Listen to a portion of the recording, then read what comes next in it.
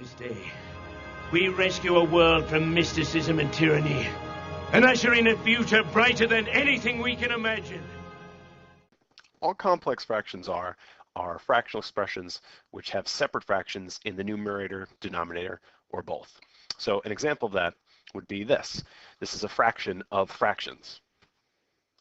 Now recall that all the line in a fraction represents is division. So this is really 1 divided by x, all divided by 1 divided by x squared plus 1. Now that actually gives me a method for converting this complex fraction to something that I've seen before. Since this line across the middle here, this division throughout the whole entire fraction just represents division, I could represent this as something a little bit more familiar. So that whole line across the fraction is just representing this division here. So I can convert this into 1 divided by x with our other notation that we've seen before. Now this we've actually dealt with in simplifying rational expressions. When I have division by another fraction, that's the same as multiplication by the reciprocal.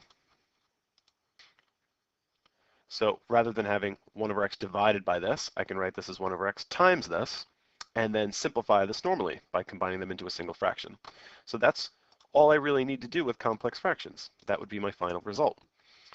Now where it becomes slightly more complicated is when I don't have nice neat fractions divided by fractions and I have multiple terms in my numerator and denominator. So what we're going to cover in this video are 2 methods for simplifying complex fractions. Method 1 is simplifying by combining fractions, and method 2 is simplified by using the least common denominator, or the LCD.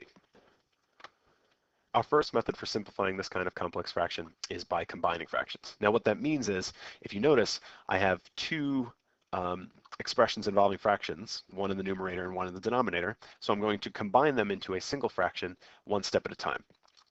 So let's go through that process. The first thing I'm going to do is I'm going to cover up this denominator because I'm not going to be using it just yet.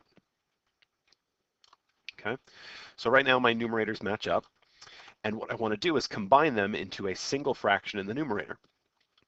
So what I'm going to do is multiply this second term by its missing factors in the denominator in order to get a common denominator, and that would be x over x, so that when I do that multiplication in the numerator of the fraction, I end up with 2 minus 3 times x all over x, because they would now be over a common denominator.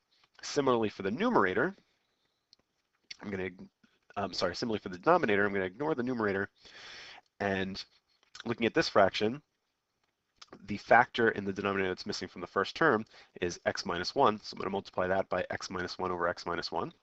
They will now be over a common denominator, and I end up with 1 times x minus 1 minus 1, all over x minus 1.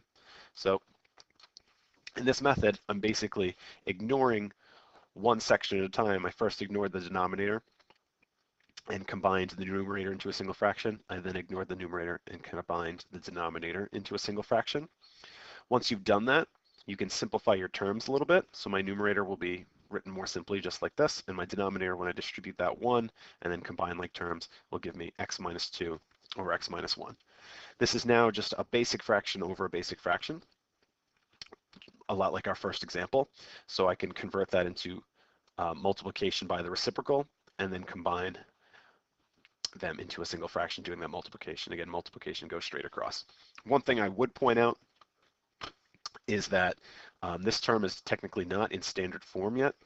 So one other way of expressing this as a final answer would be if you factor that negative out, and I would add negative 3x minus 2 times x minus 1, all divided by x times x minus 2.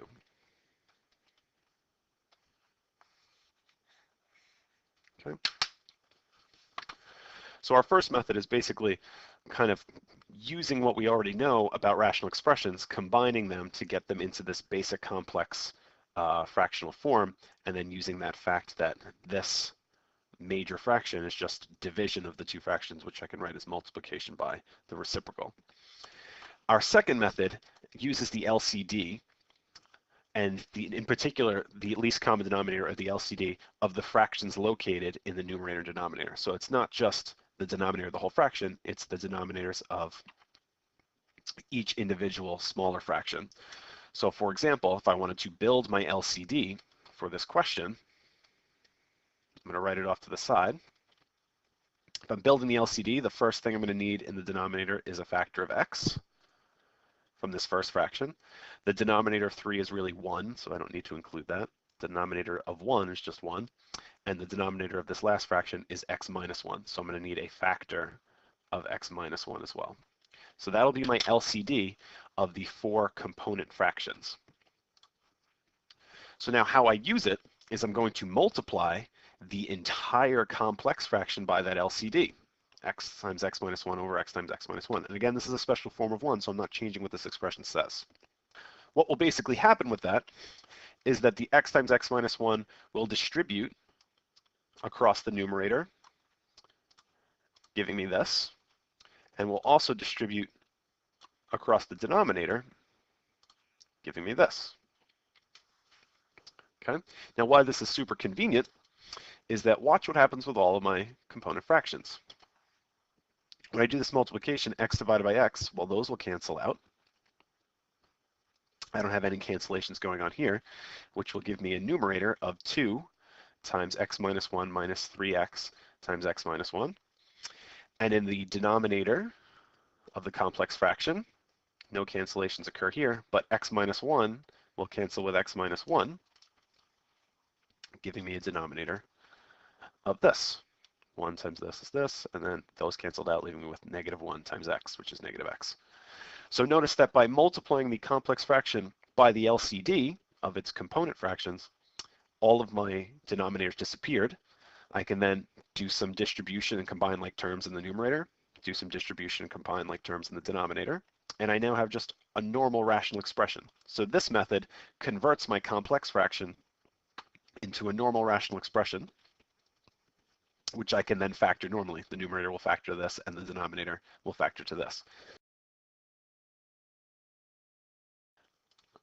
Whenever you have one of these complex fractions, you can either simplify by combining fractions or simplify by using the LCD. This is blasphemy! This is madness! This is Sparta!